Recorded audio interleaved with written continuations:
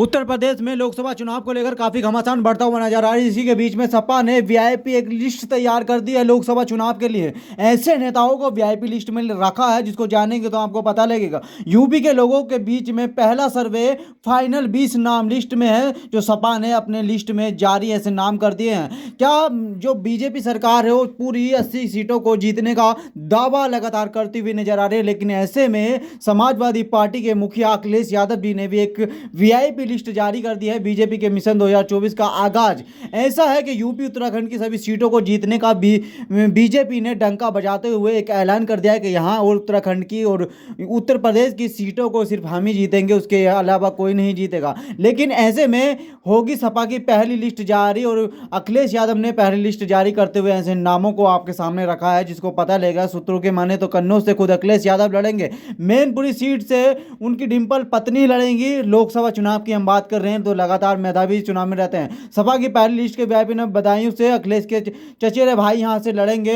और आजमगढ़ सीट से शिवपाल यादव और संभल से तेज प्रताप सिंह और मुजफ्फरनगर सीट से हरेंद्र मलिक, फिरोजाबाद सीट से अक्षय यादव, अयोध्या सीट से अवधेश प्रसाद और मुरादाबाद सीट से एसटी हसन जो लगातार इस वक्त भी लोकसभा के सांसद हैं, इस वक्त भी बने हुए हैं। और बलिया सीट से सनातन पांडे रहेंगे और प्रयागराज सीट से रेवाड़ी रमन सिंह रहेंगे और भदोड़ी सीट से मनोज पांडे रहेंगे। लखनऊ सीट से रविदास महेंद्र रोत्रा रहेंगे। जी हां, समाजवादी पार्टी ने बहुत ही ऐसे नेताओं को अपनी लिस्ट में शामिल किया और फतेहपुर से नरेश उत्तम पटेल रहेंगे और धरोरा सीट से आनंद भदौरिया रहेंगे और फूलपुर सीट से ज्योति यादव को टिकट मिल चुका है। उन्नाव सीट से अंजू टंडन को मिलने की संभावना है। समाजवादी पार्टी की वीआईपी लिस्ट जारी हो चुकी है और इसी के बीच में बीजेपी सरकार भी लगातार सियासी घमासान को बढ़ाती हुई नजर आ रही है और ऐसे चेहरे बीजेपी ने भी कुछ सामने आए हैं जिसको अपने अपने क्षेत्र की जिम्मेदारी सौंपी है योगी आदित्यनाथ जी ने और कहा है कि मुझको सारी सीट जीतनी चाहिए। कि नेताओं को कहां का जिम्मा मिला है तो हम आपको बता देते हैं। देवेंद्र सिंह रावत जो उत्तर प्रदेश के बसवाड़ा, देवरिया, बलिया, आजमगढ़ और सलेमपुर जैसे जिलों की कमान संभालेंगे। वहीं पर रेल मंत्री अश्विनी वैष्णव को भी कमान मिली है बिजनौर, सहारनपुर और नगीना की। उत्तर प्रदेश से रघुराम दास को भी डुमरियाद और गोरखपुर, कुशीनगर और महाराजगंज के सीटों की जिम्मेदारी मिल चुकी है। वहीं पर नितिन पटेल को कैराना, मुजफ्फरनगर की कमान मिल चुकी है। आर.के. सिंह केंद्रीय मंत्री हैं, इन्हीं को भी कमान मिली है और मीनाक्षी लेखी केंद्रीय मंत्री रहेंगी। अनुपूर्ण देवी केंद्रीय मंत्री, एसपी सिंह बघेल केंद्रीय मंत्री और राधा मोहन सिंह राष्ट्रीय उपाध्यक्ष और सैयद शाहनवाज हुसैन भी, यानी कि वीआईपी एक कैटेगरी बीजेपी ने शामिल कर दी है उत्तर प्रदेश लोकसभा चुनाव को लेकर। ऐसे घमासान बढ़ता हुआ उत्तर प्रदेश के अंदर लगातार बढ़ता हुआ नजर आ रहा है। लोगों की धड़कन तेज होती हुई नजर आ रही है जैसे ही लोकसभा चुनाव का मंडप सा सामने आ रहा है और लोकसभा चुनाव को लेकर पब्लिक का भी रिएक्शन देखने को नजर आ रहा है। लोकसभा 2024 चुनाव में ओपिनियन पोल्स 80 सीटों के लिए इंडिया जीतेगी या एनडीए जीतेगा। 2024 में मोदी या महागठबंधन रहेगा उत्तर प्रदेश के अंदर, या फिर यहां पे बात कर ले ओबीसी की तो 42 से 43%, मुस्लिम 19% और दलित 21%, स्वर्ण को यहाँ पे बात कर ले तो 17 से 19% यूपी का जातीय समीकरण हो जाता है जो आपके सामने तस्वीरों में दिख रहा होगा। 2024 चुनाव के लिए बीजेपी की ऐसी तैयारी है, किसका कटेगा टिकट और किसका नया टिकट मिलने वाला है यूपी में 80 सीटों में, देश का क्या होने वाला है आपको बताएंगे। उत्तर प्रदेश सबसे बड़ा राज्य है, यहीं से महारथ प्राप्त होती है जिसको सबसे ज्यादा सीट मिलती है। लोकसभा चुनाव 2024 का महासर्वे विपक्ष या आपका पिरान स्थिति मजबूत रहेगी। इसी के बीच में क्या आपको सामने दिख रहा होगा तस्वीरों में और देश का मूड लोकसभा के सामने आपको बताएंगे। आखिरकार लोकसभा की 80 सीटें हैं, बीजेपी को कितनी मिलेंगी। बीएसपी को 2014 का बात कर लें, बीजेपी को 73 मिली थी, सपा को 5 मिली थी और अदर को यहाँ पे 2 सीट मिलती हुई नजर आ रही थी। और ओबीसी वोट जिसको मिलता है यहाँ पे उसी की ज्यादा महागठबंधन की चुनाव होने वाला बात की बात कर लें।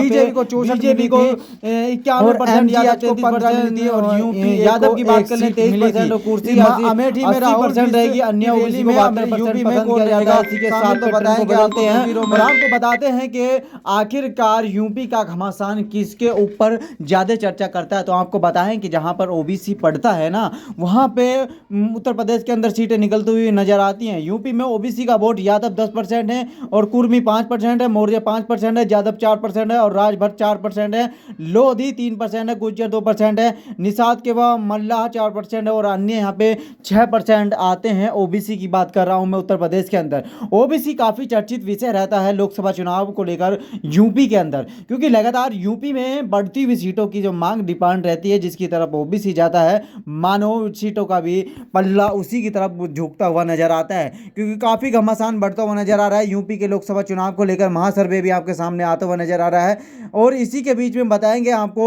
यूपी में ओबीसी का कहाँ पे क्या रहता है, ओबीसी का मंत्री किस परसेंट रहेगा। और वोटर की बात कर ले 42 से 43% वोटर रहता है ओबीसी का उत्तर प्रदेश के अंदर। महासर्वे आपके सामने तस्वीरों में दिख ही रहा होगा। बीजेपी का टारगेट 80 सीटों को प्राप्त करना है। बिजनौर में 45% है, मुरादाबाद में 48% है और नगीना में 45% आता है और संभल में 43% है, सहारनपुर में 43% है, अमरोहा में 38% है और गाजीपुर में 10% है।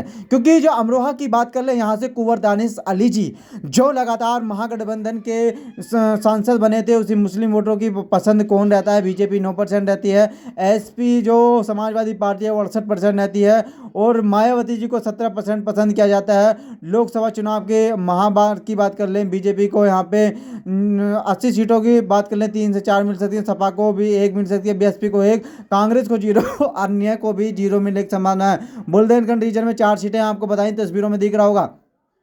उसी के साथ अगले महासर्वे का रीजन शुरू होगा और बताएंगे आपको बुंदेलखंड की आपकी तस्वीरों में दिखा। पश्चिमी यूपी का जातीय गणित बताएं, मुस्लिम 27%, दलित 25%, जाट 17% रहता है और राजपूत 8% रहता है, ओबीसी यहाँ पे 16% रहता है पश्चिमी उत्तर प्रदेश की बात कर लें तो।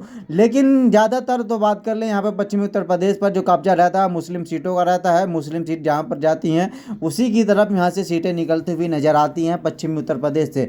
80 सीटों का देश का मूड यूपी फैक्टर है और पश्चिमी उत्तर यूपी का रीजन 27 सीटें हैं। बीजेपी को 18 से 23 मिल सकती हैं, समाजवादी को 5 मिल सकती हैं और बीएसपी को 1, कांग्रेस का खाता नहीं खुलेगा बीजेपी को। और हम बात कर लें अवध रीजन की 23 सीटें हैं, बीजेपी को यहाँ पे 63%, समा को 1% मिल सकते हैं की संभावना है। उसी के सामने अगला तस्वीर बताएंगे, अवध रीजन की तस्वीरें में आपको दिख रहे होंगे कहाँ से क्या हो सकता है, लोकसभा में किससे कितनी सीट मिल सकती हैं। पूर्वांचल रीजन की 26 सीटें हैं, बीजेपी को यहाँ पे 23 सीट मिल सकती है, समाजवादी को 3 और बीएसपी को 1, अदर का खाता नहीं खुल सकता है। समाजवादी पार्टी लगातार कुछ कोशिश करती हुई नजर आती है लेकिन बीजेपी का गढ़ रहता है उत्तर प्रदेश। उसी के चलते हुए देश का मूड यूपी फैक्टर के अकॉर्डिंग बताएंगे लोकसभा में किसको कहां पे क्या मिलने की संभावना है। बीजेपी को 63% मिलेगी, 73 सीट मिलने की संभावना है और समाजवादी पार्टी को 6 और मायावती जी को 4 सीट मिलने की संभावना है, कांग्रेस को 2 मिलने की संभावना है। पूरी 80 सीटों का महासर्वे आपके सामने तस्वीरों में दिख रहा होगा। जिस तरह से तस्वीरों में 80 सीटों का ओपिनियन पोल लगातार आपके सामने जारी है तो आपको तस्वीरों में दिख रहा होगा। इंडिया टीवी की बात करें सीएन का सर्वे है लेकिन सी न्यूज़ 24 का ये महासर्वे माना जाता है। लोगों से खास चीज़ बातचीत के अकॉर्डिंग ये महासर्वे बनाया है सी न्यूज़ 24 के अकॉर्डिंग। जो लगातार पत्रकार मेहनत करते हैं सी न्यूज़ 24 की लगातार टीम महासर्वे के साथ आपको बताती है। इसी के साथ में 80 सीटों का सर्वे है तो एनडीए को यहाँ पे 73 सीट मिलने की संभावना है, इंडिया को 9 और बीएसपी को 1 और अदर के खाते में भी कुछ मिलने की संभावना है, पक्का नहीं बता सकते हैं आपको। और बने रहिए सी न्यूज़ 24 के साथ खास खबरों के लिए। इलेक्शन जारी है लेकिन हम आपसे बता रहे हैं इलेक्शन में जल्दबाजी ना करें, उसी को अपना वोट दें जो विकास की लगातार दर को आगे बढ़ाए, जो आपके बच्चों के लिए सोचे, उसको अपना वोट नहीं देना है जो आपको शराब की बात करता है और कुछ खिलाने की बात करता है और आपके बच्चे का भविष्य अंधकार में ढकेलने की बात करता है, उसको वोट ना दें। कृपया अपनी बुद्धि का इस्तेमाल